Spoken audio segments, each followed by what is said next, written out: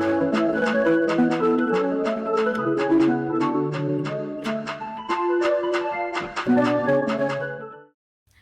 lovely people. You're welcome back to Mabel and Chi's channel. You're welcome to another video. See, I have a confession. But before that, have you subscribed? If you've not, kindly subscribe to my channel. Subscribe, like, and share. And let's do this together. It's an exciting channel to be on. So yeah, subscribe. Back to the confession, guys. Do you know that I have filmed 3 different episodes, or should I say 3 different videos for YouTube, and I do not have the edge to post them. It's not even about the camera quality, about the content. I don't know. I have no reason, but I just don't feel like posting them. And I don't know what is happening, because why would I spend time to film a content and all of a sudden I do not feel the edge to post them? I don't feel it's in me. I don't know, to post them. It happens, and this is a habit that I carried along from the initial channel here. I want to change, okay? I don't know what is happening and why I feel that way towards those videos. I did the same thing on TikTok and Instagram, I think somewhere last week, because why would I film a content for TikTok and leave it in the drafts for God knows how long and come back to delete everything? I don't understand, but sometimes I don't know why I feel that way towards some of the videos I make. I just don't feel like it, you know. If I don't feel like it, I don't feel like it. So, and I'm glad that it happened, or I'm glad that I went through that phase, because it's actually kind of gave me this inspiration for this particular video. There's so much to talk about when it comes to such habits, because I don't understand. It has been very consistent with me when it comes to social media content, because I'll feel very excited about certain content and be so much like mad about it, and I want to share, and when that time comes, I no longer feel the urge to share it again. I don't want to see them as a bad habit, because sometimes it's just my intuition. It's just me talking to myself that, nah, this video, it might just cause you trouble, or I don't know. But do you know one of the favorite content that it's in those 3 videos that I was yearning to share? It was supposed to come after the maintenance video. It was really about, no, please let me hold on. Let's not do that here. Let me not do it here. In this video, I'm going to advise you. Advice is a very strong word for someone like me to use. This for the 50s, 60s. Let me just say, I'm going to give you a counsel. Yeah, a counsel, something that an experience. Yeah. So every experience that I share here will be an experience within my age bracket. So should I say my limited experience? I'm not going to share anything like I'm an 80-year-old. Nah, not at all. So this video I'm talking about, to not give yourself reasons to hate people. Over the years, I've suffered from bully. Okay, I've been a victim of bully for the longest, and I think I'm even still going through it. It's just that this time around I have a different mentality. That's the I don't care mentality. But I've been a victim of bully. Well, those times were hard, right? I've been a victim of bullying for the longest. I don't know how many of you have seen my YouTube videos. I mean, the proper videos are always in short, so maybe you might just be seeing me like this. If you check my videos, I have uploaded a lot of shorts here that I'm sure that you see me in full. I don't look like my age, right? At 25, I'm very smallish.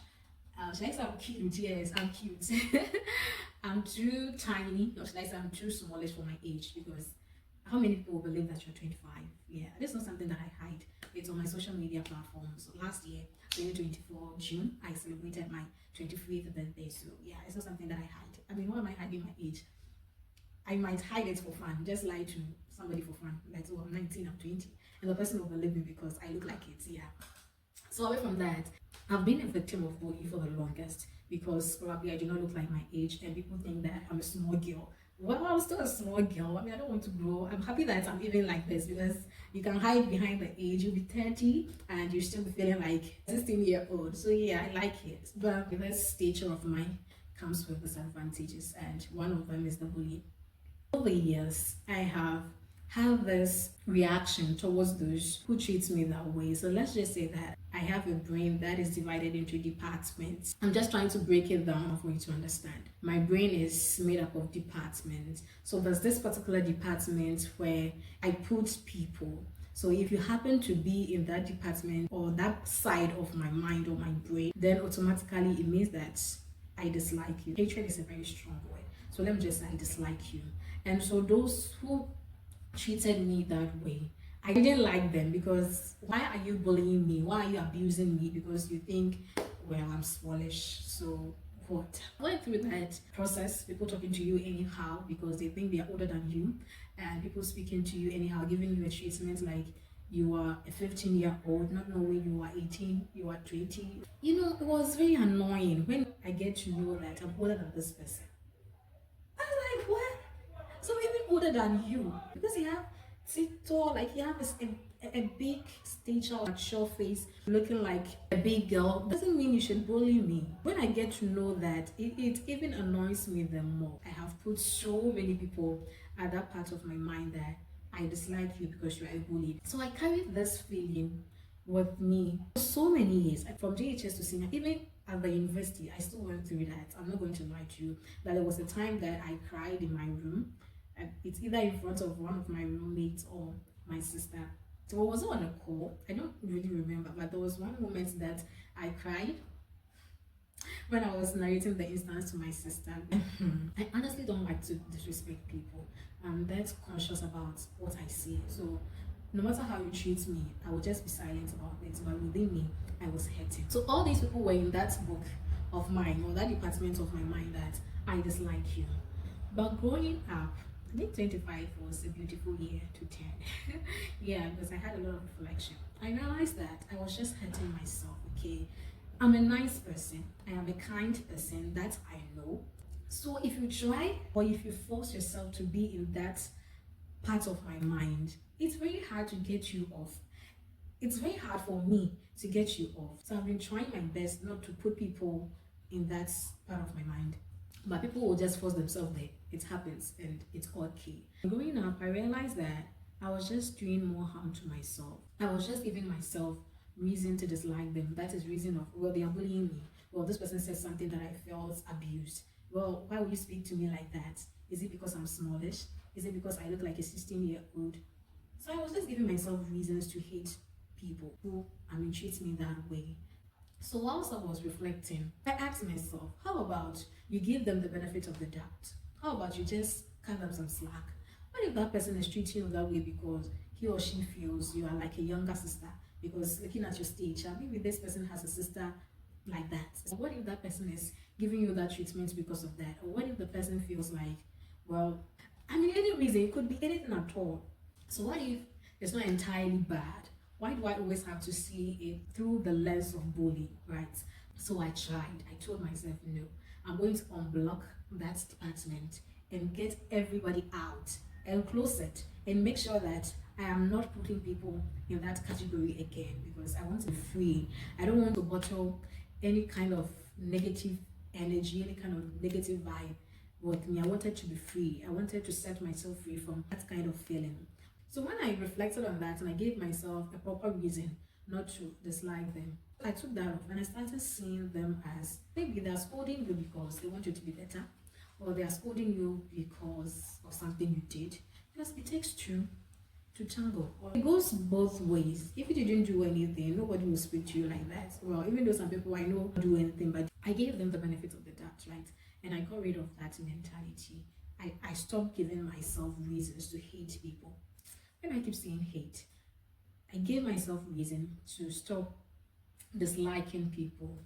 And I realized that it was still affecting me one way or the other, because even though I was trying to be nice, I still felt the pain. I still felt the pain of the bully. I still felt the pain of disrespect and the abuse. I still felt it within me. So I asked myself, how best could I heal, or how can I manage this? And I realized that distance would help. So the next thing was to distance myself from these people that I felt were giving off a negative energy, distance myself from them.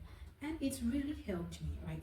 It really helped me. So I am free to say that in this life, in this my life, I do not have a single person that I think I dislike anymore, because I have grown to realize that I'm just giving myself reasons that sounds nice in my ears just to hate them. So if I take that reason off, then I no longer have a reason to hate them. And I think I'm free. Just put the barrier between us. I don't have to have a constant conversation with you. I just be on my own, be on your own. If I see you, hello, hi. If it's been a while, we just exchange pleasantries, and that is enough. And I realized that it helped me, right? So do not give yourself reasons to hate them. The second side that I'm going to talk about is those people who are causing the pain. This is my advice to you. It wouldn't be about bully for you. Mine is bully, yours might not be bully. So you just have to put it side by side with this experience that I'm sharing with you. The other party inflicting the pain. Do you realize that you are being a source to the person's downfall? Because naturally, nobody is a bad person. If I should say naturally, I'm not a bad person. But because of your action, I'm now reacting in a bad way. You know, there's this saying about so every action there's equal and opposite reaction. I don't know if it makes sense here, but the action you are giving me is reflecting back through my reaction. And now my reaction is becoming negative because of your action. And now I have trained myself into the person that I do not want to be. That is a downfall to me, which was caused by your actions. So in that case, you are the source of my downfall. You are the source of my bad behavior. You are the source of me reacting in a manner that I do not wish for myself. Let's look at it from a business setting or a workplace. Sometimes people will just ask you, oh, how do you see this person? How do you know this person? Your comment, be mindful. You don't know how much harm you'll be causing, how much damage you'll be causing, and you have no idea how much blessing what you say would cause as well. One word from you and whoever was asking will have a whole perspective about this person, and it's either good or bad. Who knows? Your actions will give off a reaction, but be mindful of the reaction. Is it coming back as bad? Are there consequences of your actions that somebody is going to experience on your behalf? Because it's very bad if somebody else receives the consequences of your actions. You have made that person a victim of your actions. Here is the thing, I'm saying that I've been a victim of bullying, affected me so bad. The fact that you dislike somebody is not a cool thing. Okay, I'm gradually developing into a certain monster or a certain personality that is not good because of your actions. So just be mindful of what you say to people, your actions towards people. You don't know who you might inflicting pain on. I was speaking about two things, right? The first is do not give yourself reasons to hate people, and do not be the source for somebody's downfall, right? I'm hoping that I have inspired you one way or the other. It's always a pleasure speaking to you. I don't see this as an advice because, as I said, advice is for the 30s and above. I'm not 30 yet. I'm still 25.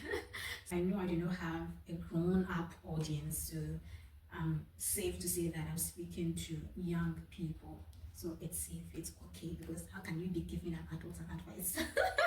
Yeah, I do hope that I've drawn your attention to certain behaviors and certain actions that we do that affect people in a negative way.